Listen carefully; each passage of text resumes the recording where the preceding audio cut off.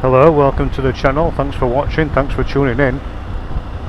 So, preparations now for the Iron Butt challenge that I'm going to be doing. So, I'm already 1 hour in so far to a test ride of 2 hours straight and then 2 hours straight again back home. So my plan is at the moment to ride to a town called Boddington, have a coffee and a cold drink and then head back. So I'll be doing as near as damn it 4 hours straight.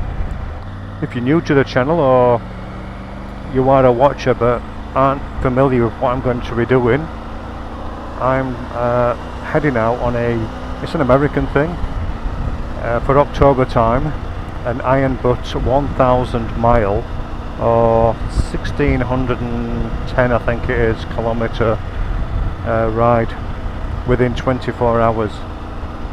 So it's quite a challenge.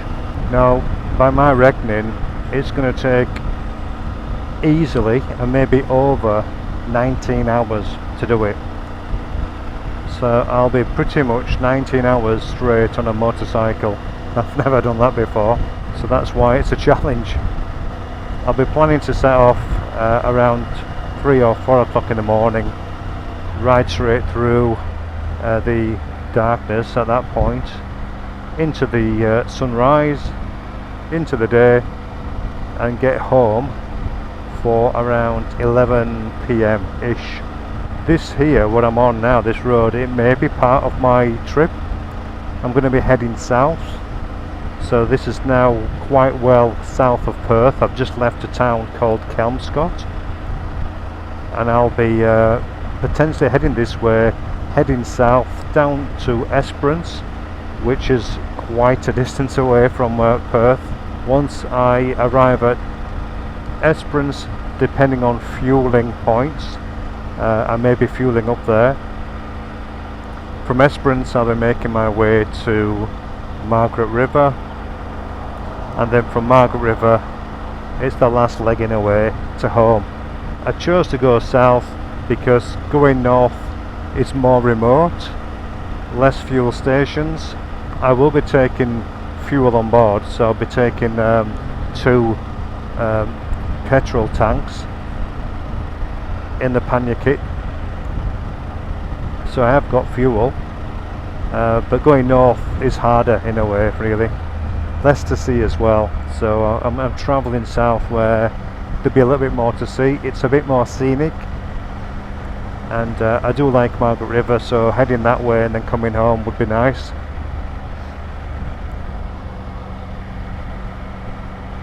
My plan is to do a few more preparation rides like this, maybe get a 6 hour under my belt, and then once I've done 6 hours I reckon I can just carry on. So obviously it's like any preparations for things, you just want to get a feel of it. I most definitely believe I do have the mental capacity to do that, so to be enduring a long ride physically might be a different thing. I'm of a certain age. I am now currently 55 years of age. I cannot believe I am 55, and will still be 55 when I attempt this ride. So I'm no spring chicken. I could do with dropping a few pounds if I'm being honest. So the back of mine as well, my back is not the greatest, so potentially I may have some hassles with the back. I will be taking some painkillers with me. If things start to flare up, then I will have some pain relief. But apart from that, I will be actually doing some exercises as well, so I'm going to get as fit as I can for roughly about a month from now is when I'll attempt this ride. So now that you've got the basics, let's say, stick with me. I'll catch up with you further down the road, and I'll tell you how I'm tracking then. So we're actually about another half an hour down the road. Everything's fine at the moment. perfect riding conditions actually. As you can see, bright sunny cloud, bright sunny clouds, awesome.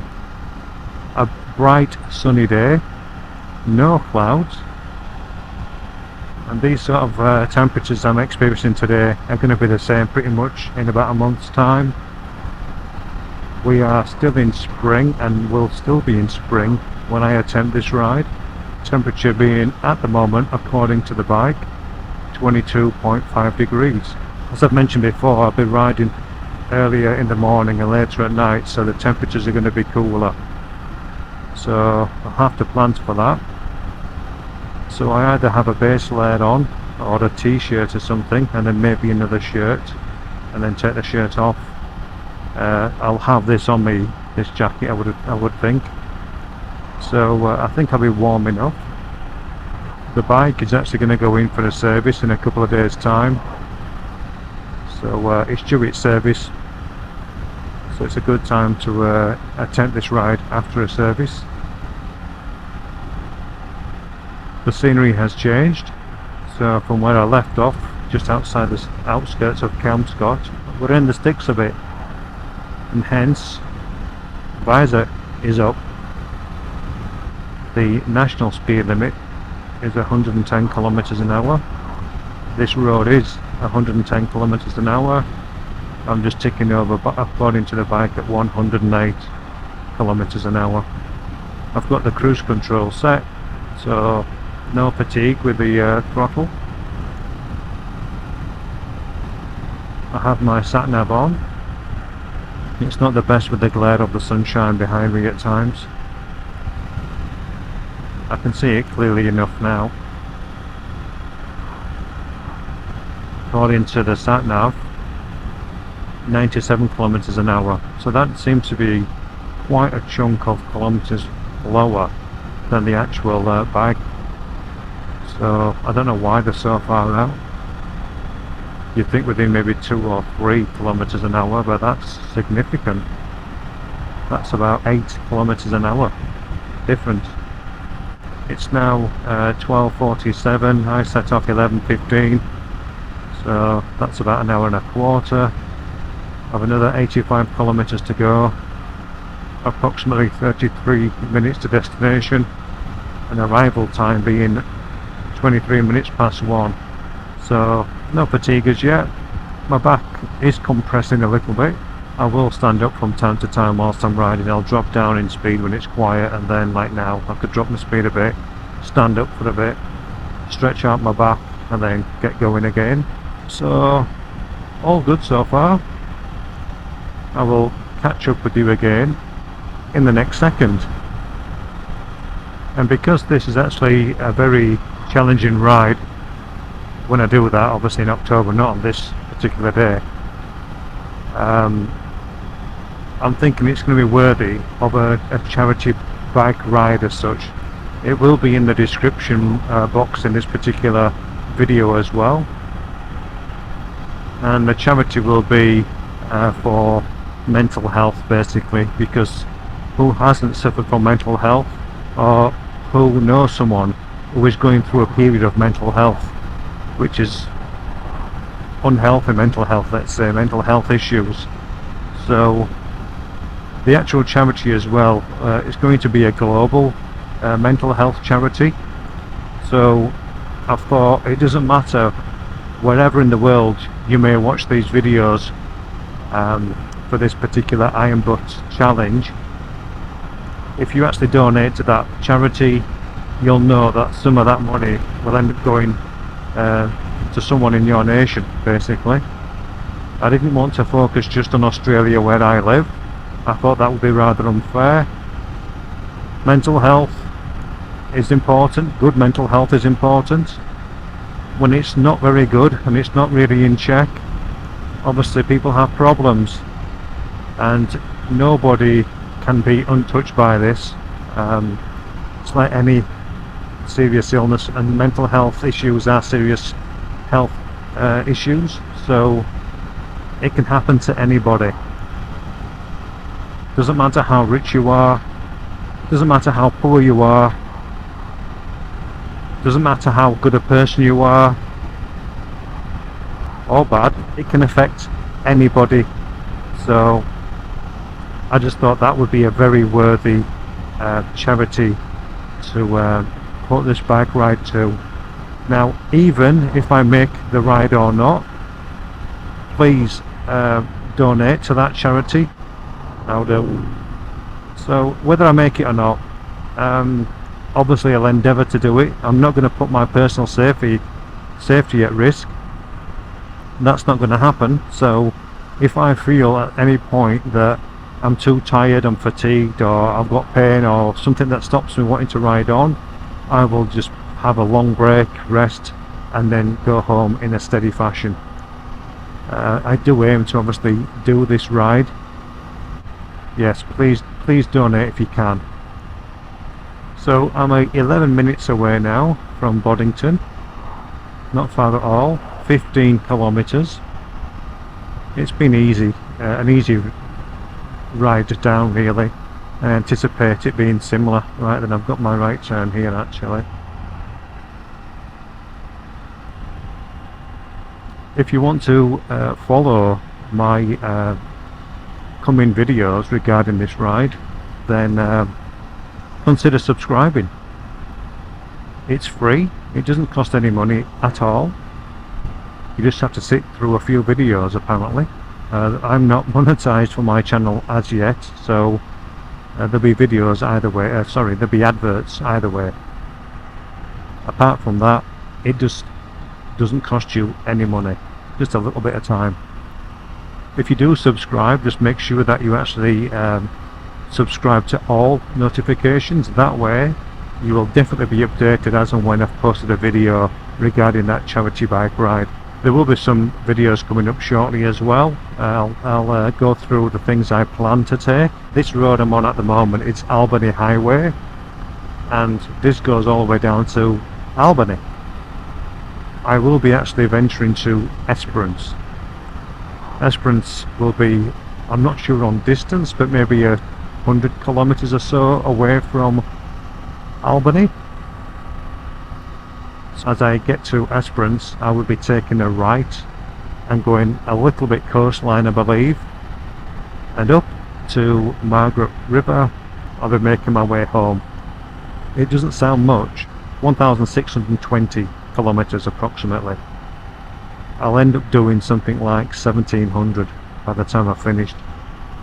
I am very conscious of the sun being actually behind me at the moment. So when I've been riding out of Perth, the sun on my back has been very hot. So it's been a steady sort of 22 degrees. It's actually dropping down here a little bit, down to 21. I think whilst I was riding out of Perth it was 23 degrees. So when the sun is concentrating its rays up on your back, it gets rather warm. Since I got out of Perth and travelled at approximately 108 kilometres an hour, I've been very, very comfortable for temperature. Not too warm, not too hot. I mean, look at the scenery. This is beautiful countryside now. 5 minutes away from arrival. Now do. I will actually show you around Boddington. I've never been to Boddington before. I can only assume it's a very small town. So there'll only be a few things there, being rural country Australia. So I've been just over 2 hours riding as well. I set off, as mentioned, 11:15 in the morning. It's 13:20 now, so 20 past 1. And I feel fine. I have noticed and I've done exercises with my hands as well, because obviously just holding on to the handlebars for the duration, it gets a bit tight in the fingers and so on. So yeah, I've been exercising these. Let's just get the cruise control down to 80 and then give this hand an exercise. So I would suggest at the moment the only issues I've had after 2 hours of riding is my hands, fingers, feeling a little bit sore. So we must be actually minutes away now, 2 minutes away, 1 kilometre. So here we are. Boddington.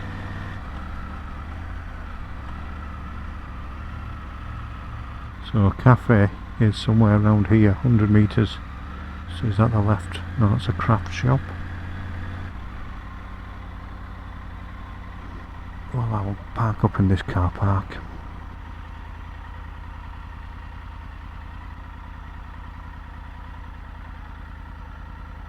Alright, get a quick drink, look round and set back off. So, first time here in Boddington. Actually looks quite nice. It's a nice play area there for the kids. I can't smell coffee yet. Actually, looks like it's over here. Straight down here. Alright, I'm going to grab a coffee, a drink, and then set off. Alright, so replenish with coffee and apple juice. Let's take a quick scan around here. Yeah, so no idea how big Boddington is.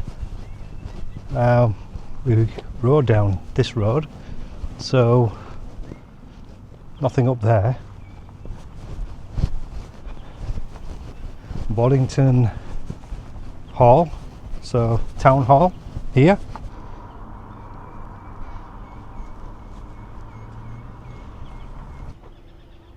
Craft shop here with sculpture of emu, and the Boddington State Emergency Services are here.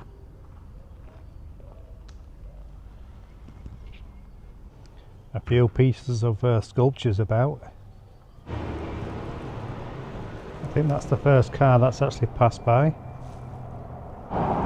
Made that too. So I think I'm actually making it to the main drag of town here. So I'm just going through a petrol station. Yeah, definitely this is the main road. Let's cross the road to the old bakery with souvenirs, memorabilia and antiques.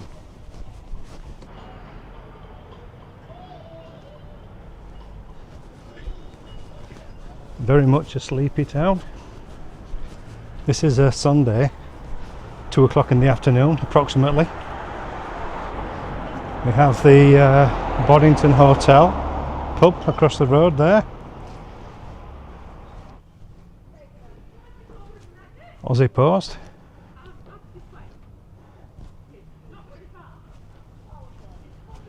Another cafe. Another petrol station further ahead. Another coffee shop across the road, so there seem to be lots of cafes. And that's about it. I'll just head along the other side of the main street and then we'll jump on the Tiger. Not sure if he's protecting or invading.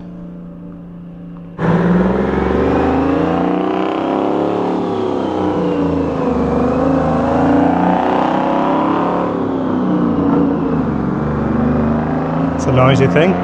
So as towns go, it's actually quite a nice little quaint town. Got everything you need, I suppose. There's lots of sculptures. Look at that.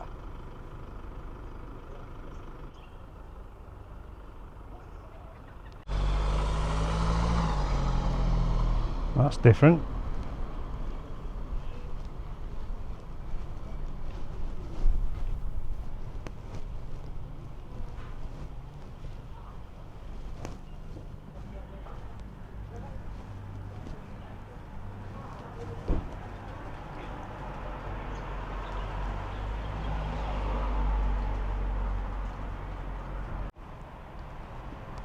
So St. John are here, and I can't say I've ever seen one of those before.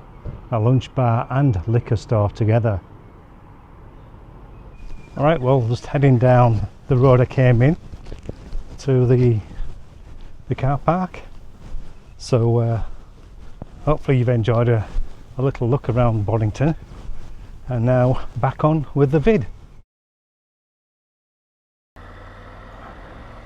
And people with a keen eye might be wondering where that where that CarPlay thing's gone. It hasn't been stolen. I took it off when I obviously left the bike, and on the way down I had zero instructions, so I had no audio instructions for directions, even though it's a relatively simple route. So I'm just going with the iPhone and the instructions via audio. Okay, so I'm approximately 2 hours away from home. I have tweaked the route to go back home as well. I'm going to go up via Fremantle and up the coast as well, so it's a bit different. What I plan to do now with leaving Boddington is to check in every like half an hour. Okay, so I'll see you in 1 second. So half an hour from setting off from Boddington. I did spend a little bit longer in Boddington than I'd liked. What is interesting is that when I set off, I had plenty of fuel to get back home, and now half an hour in, I would have made it home with a few kilometres to spare. Now I wouldn't have risked it to try and get home on the fuel I actually had in the tank. However, this is a good way of gauging how the bike responds or the tank responds when it's getting lower. So I've got another 101 kilometres to get home, and the range now is saying 92 kilometres. So it's obviously saying that I wouldn't have enough fuel to get home. Now that's not a drama. We're in the sticks at the moment, but once I get on the outskirts of Perth, I can drop some fuel in then, assuming the tank just doesn't absolutely implode on itself in relation to it's empty when it's saying you've got about 50 kilometres to go. Some bikes do that. I can't say I've noticed my Triumph doing that in the past. So but yeah, good experience to know that what fuel limits I'll have. I have mentioned before that I will be carrying fuel with me, so once I need to put fuel in, I'll throw it in, and then as and when I get to petrol stations, I will fuel up the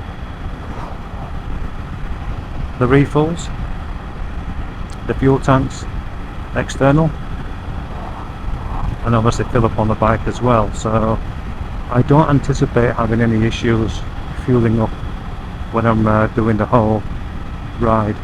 Granted, I'll be doing a lot of mileage in this sort of environment. It's going to be quite, let's say, slightly isolated. There's plenty of traffic in the daytime. I won't be on this road, I don't think, so early in the morning. I'm just going to time it that by the time I get out of Perth, the sun will be rising. So in a month's time, I'll have a look at the sunrises and obviously calculate from there. So it's saying I've got 88 kilometres left, and I've got another 97 kilometres to go. So it is dropping a little bit faster than previously. I'm on cruise control. The bike is returning at the moment as a current 25 kilometres to a litre, averaging 18.6 kilometres a litre. That always seems to stay that way. If anyone's got a Triumph, does yours say the same? 18.6 kilometres a litre average. 18.6, that's about 74, yeah, it's about 74 to the gallon. 74 to the gallon. On average, to do this whole thing riding in 19 hours, bearing in mind that there's going to be a couple of hours all told with stops and breaks and for whatever reason additional stops, so I'm anticipating maybe building maybe 2 hours extra, approximately 19 hours plus a couple of hours built in, then that's about 21 hours. It's going to be a long day when I do it. Alright, I will check in another half an hour. So the range has dropped a fair way off now, so it's telling me I've got 25 kilometers left in the tank. I've got 56 kilometers to go, so pretty much half as much now, so that's dropped quite a fair way back. I'm not far away from let's say civilization, loosely put, so there'll be a petrol station before too long. I have actually just passed one by, knowing that I'm not far from Kelmscott Way. I did think about actually I did actually take the bike off cruise control, thinking that it would actually be a bit more fuel efficient. I'm not sure about that, because I just watched the range drop and drop and drop. So I think once you're travelling around about 110 kilometers an hour on the cruise, maybe it's not as efficient as just human judgment, let's say. Fuel consumption at the moment will go quite well. I'm only travelling at 80 kilometers an hour. That's the speed limit along here. It's saying I'll have 39.2 kilometers to a litre, so it's chugging along nicely at the moment. The actual average has actually increased, 18.7. It actually has moved. That's a rarity. All good. I am now in 1 hour into the ride. Another 1 hour left, 1 hour 3 minutes. I'm not far from the outskirts of Perth. Alright, I will catch up again in half an hour. Sink, sink.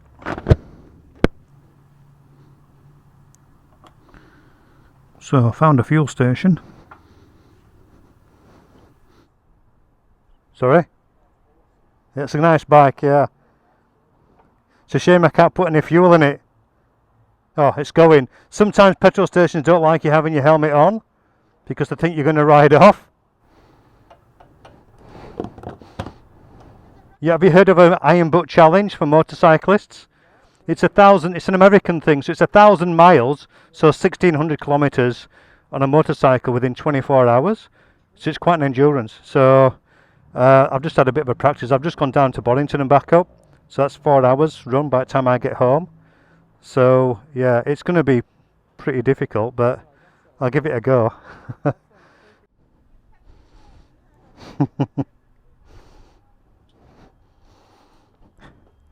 Friendly people.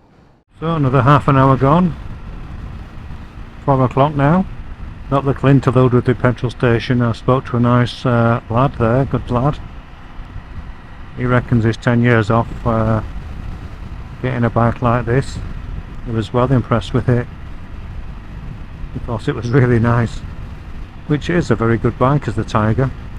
So my bike is a Tiger, Triumph Tiger 2022 Rally Pro. It's only got something like 7,000 kilometers on it, so it's quite low kilometers. I did mean to mention actually previously that I need to average around about 88 kilometers an hour to get round within that time frame, which I should do it easily enough really. A lot of the roads I'll be on will be 110. It's just getting out of the Perth area. Perth is a massive sprawl of a city, so it takes you about an hour to get out of the outskirts of Perth. Well, it does from where I live anyhow. I'm 45 minutes away from home, 34 kilometers. My range is good, it's 377 kilometers. So I think I'll make it home now. So this will be the final check-in actually. Another half an hour has gone by. It's now 4:30. I am 15 minutes away from home. We're getting ever so slightly coastal now. I feel really good. So even though combined I've driven, or should I say ridden, for 4 hours, over 4 hours, I did have a little bit of a break, but more extended than I would have anticipated really. So for the actual Iron Butt Challenge, I'll have a lot less of a duration for breaks. So it definitely is going to be an endurance. If you've enjoyed this actual ride and explanation to what I'm planning to do, then again, if you haven't subscribed, subscribe. You can follow my journey, as they say, for my Iron Book Challenge, or my preparations for it, and then the actual ride itself. I do plan to ride approximately a month from now, so the latter part of October. By all means, if you do wish to actually make a donation to the charity, please do, if you can afford to do so. The charity being for mental health, so for people suffering from mental health issues, and it's global as well, so it's a global charity I'll be donating to as well. I obviously will make a donation. Again, any donation you can make will be gratefully received. Thank you. Let's actually just take a slight detour and we'll go more coastal, just so you can take a look at the Indian Ocean. This road will take us closer to it, and it's not a major diversion from where I'm going. This area around here is called City Beach. This was the very first beach that Catherine and I ventured to when we first came to Australia, way back there, and I don't know how many kilometres, is a town called Wembley and Cambridge, and we walked from there all the way to this point here. Now what you see today is not what was here over 20 years ago. There's pretty much nothing here, so what you're seeing wasn't here, and we walked all the way here in the height of summer. Yes, we did get sunburnt, and also there was nothing around, so we thought there'd be a cafe like these now, look, cafes and things, and there was nothing there. We couldn't even get an ice cream or a bottle of water, nothing. So having endured all that, we set about walking back as well. So I don't even know what day it was of the week. I think it may have been either a Saturday or a Sunday. It would have been a weekend, I would have thought. Whether buses were running, we never saw any. So we had a massive walk that day, and my carbs were burning from all the walking and from the sunburn as well. So not advisable. Now I'm saying this road, you can see the Indian Ocean. Maybe not. Over those sand dunes is the Indian Ocean. I'm determined to show you the Indian Ocean before we finish this video. Noisy car going nowhere. I don't even think we're going to glimpse the ocean. So on the left here is the Indian Ocean, believe it or not, and it's a massive ocean as well, humongous. So unfortunately, unless you can just see over the crest and little bits of the Indian Ocean there, you're gonna have to take my word for it. Alright, I'm gonna wrap this video up. I'm only a few minutes from home now. So if you've watched all the vid, thank you very much for watching. If you've only watched 30 seconds of the video, thank you very much for watching. If you'd like to subscribe, please feel free to do so. It is free. Can't get my freeze out. If you're already a subscriber, thank you very much for sticking around. It is very much appreciated as well. And yes, please stay tuned. There's lots more to come. Bye for now.